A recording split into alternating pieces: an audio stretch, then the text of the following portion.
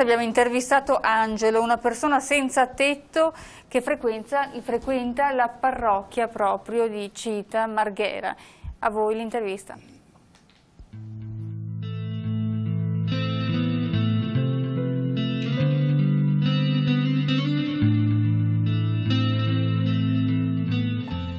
Lo spazio che condividiamo qui alla parrocchia con Don Andino la domenica è un punto di incontro con tutti gli altri fratelli e sorelle che sono al momento senza casa e senza lavoro anche loro.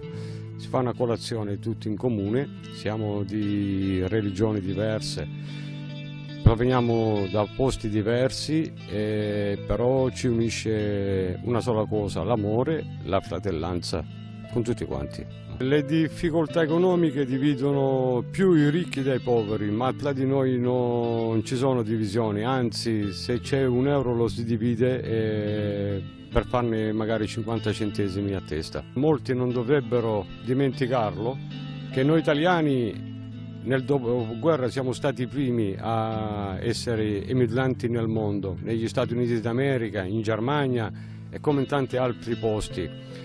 La sicurezza, a mio avviso, non dipende dal fatto degli stranieri, delle cose, perché molte volte, spesse volte gli stranieri sono una scusa e loro sono solo una manovalanza di quello che può essere la mafia, di quello che può essere tutte le cose che portano a delinquere. Vogliamo una città pulita, l'ho sentito dire spesse volte. Allora, se vogliamo davvero una città pulita, a me è il risultato degli ultimi dati. Qui tra Mestre e Marghera ci sono 1070 appartamenti dell'Ater sfitti. Perché non iniziamo ad aprire qualcuna di queste case e iniziamo ad ospitare la gente dentro casa? E forse si inizierebbe davvero a vedere una città più pulita.